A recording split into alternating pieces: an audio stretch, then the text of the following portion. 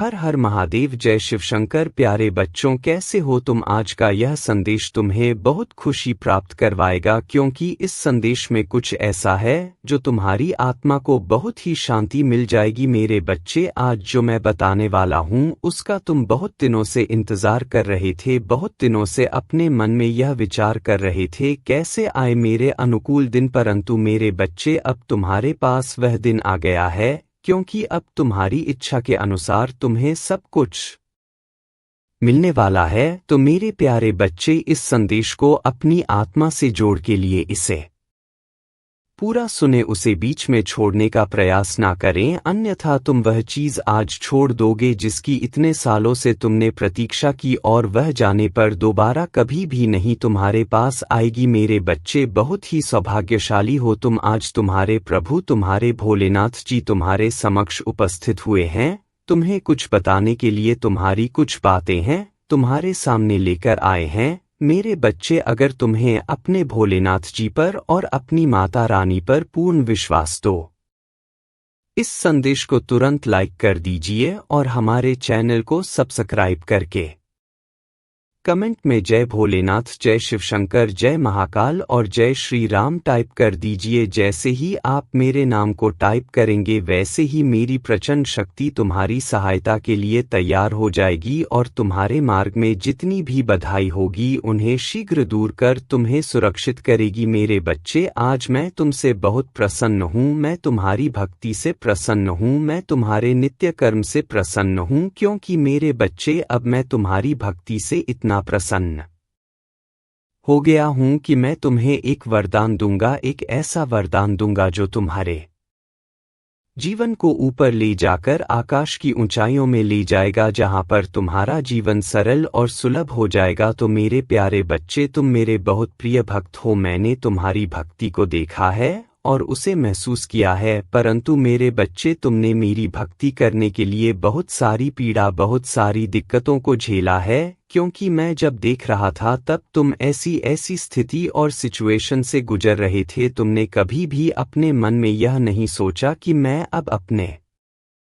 महादेव जी की भक्ति करना छोड़ दूंगा, क्योंकि मुझे इतनी दिक्कतें क्यों हो रही है। जब मैं अपने महादेव जी को, अपने भोलेनाथ जी को इतना प्रेम करता हूँ और उनको इतना मानता हूँ, तब मेरे जीवन में इतने बड़े संकट क्यों आते हैं। ऐसी बातें तुम्हारे मन में हमेशा चला करती थी, परंतु फिर भी तुम अडिग रहे, अपने ही लक्ष्य पर अडिग रहे। तुम्हारा एक मेन लक्ष्य है मेरी भक्ति करना, तो तुमने मेरी भक्ति की, मुझे प्रसन्न किया। आज समय आया है तुम्हारी भक्ति का फल देने का। मेरे बच्चे, तुम्हारी आत्मा मुझसे सदैव जुड़ी रही है, तुमने मेरा चिंतन और भजन किया है, जिस कारण से तुम्हारी आत्मा अब पवित्र होकर दिव्या हो गई है। मेरे बच्चे, तुम हमेशा मेरे से जुड़े रहे हो और मेरी इच्छाओं और मेरी कूटनीतियों का पालन किया है। मेरे अनुसार ही तुमने अपने जीवन को चलाया है, क्योंकि तुम मुझे जानते हो कि मैं क्या क्या करता हूँ और कैसे कैसे करता हूँ, उसी के अनुकूल तुमने अपने जीवन को संवारा है। परंतु मेरे बच्चे, तुमने तपती धूप में भी मेरे लिए आंसू बहाया है, तपती धूप में तुमने मेरे लिए प्रार्थना की है कि हे प्रभु, मैं तुम्हारी भक्ति इस प्रकार से कर रहा हूँ, फिर भी मुझे इतना दुख क्यों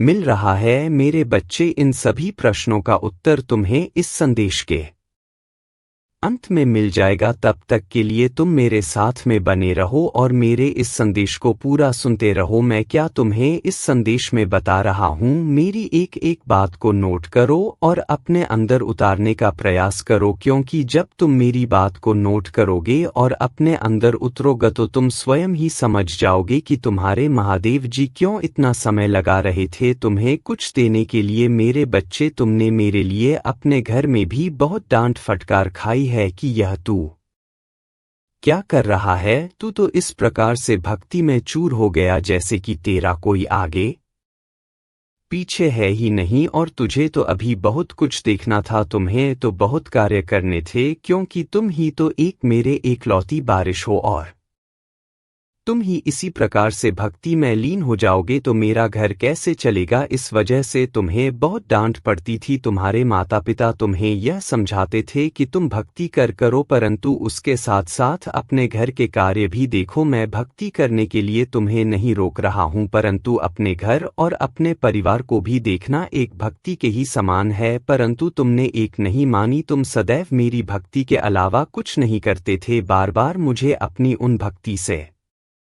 प्रसन्न करने का प्रयास करते थे जिस तरह से तुम सोचते थे कि मेरे प्रभु प्रसन्न हो जाए, वैसा वैसा तुम मेरे लिए करते थे। तुमने मेरे लिए बहुत सारी यातनाओं को सहा है, अपने जीवन में कठिनाइयों को देखा है, परंतु अब नहीं। अब तुम्हारे जीवन के सभी दुखों का होगा। अब तुम्हारे महादेव जी स्वयं तुम पर अपनी कृपा दृष्टि करेंगे और तुम्हारे लिए वह सब चीज लेकर के आएंगे जिनकी तुमने अपने मन में इच्छा रखी थी और मेरी भक्ति करना प्रारंभ किया था। मेरे बच्चे, मेरी भक्ति करना इतना आसान और सरल नहीं है। मेरी भक्ति एक प्रकार से सरल भी है और दूसरी प्रकार से कठिन भी है, परंतु मेरा भक्त चयन करता है कि मुझे किस प्रकार की भक्ति करनी है। यदि उसका हृदय साफ है और वह मन से भक्ति कर रहा है तो वह मेरी भक्ति चाहे जहाँ रहकर भी सकता है। मेरे मंदिर और मेरे चित्र की आवश्यकता नहीं है, परंतु जो सिर्फ दिखावे के लिए भक्ति करते हैं उनके लिए तो दिखावा ही परम आवश्यक होता है, परंतु दिखावे से कुछ नहीं होता है। तुम्हें यदि भक्ति करनी है तो सच्ची भक्ति करो, मन से करो, तन से करो, तभी तुम्हें उसका फल मिलेगा। आज मेरे इस भक्त ने मेरे तन, मन और धन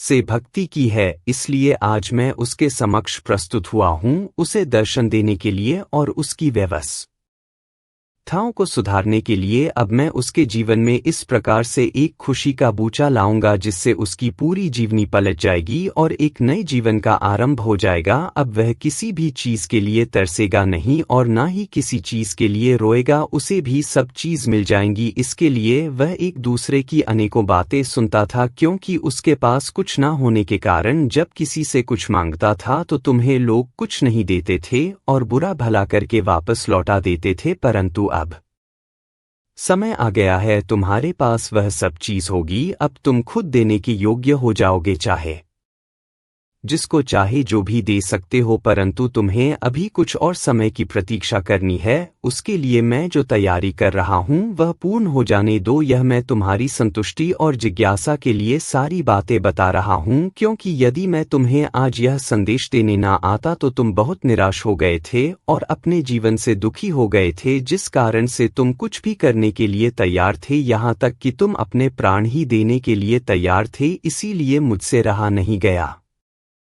और मैं तत्काल तुम्हारे पास चलकर आ गया तुम्हें रोकने के लिए कि मेरे बच्चे, अभी तुम कुछ मत करो, तुम्हारे लिए तैयारी चल रही है, क्योंकि तुम एक बहुत पवित्र आत्मा हो। तुम्हारी आत्मा ने जो मेरी भक्ति की है और जो मेरे से प्रेम बनाया है उसका फल अब तुम्हें प्राप्त होकर रहेगा। जो भी भक्त शिव से जुड़ जाता है वह कभी भी अकेला नहीं रहता है। भगवान शिव उसकी हमेशा रक्षा करते हैं और उनको हर दुखों से दूर रखते हैं। मेरे बच्चे, तुम इतनी छोटी सी उम्र में मेरी भक्ति हो करना शुरू किया है। जितनी छोटी उम्र में लोग सही से चलना नहीं सीख पाते हैं और ना ही बोलना सीख पाते हैं, तुमने जैसे ही थोड़ा होश संभाला और तुम्हारी जीवा पर आवाज आई तो तुमने सबसे पहले मेरा नाम स्मरण किया और मेरी भक्ति करने का निश्चय किया। ओम नमः शिवाय।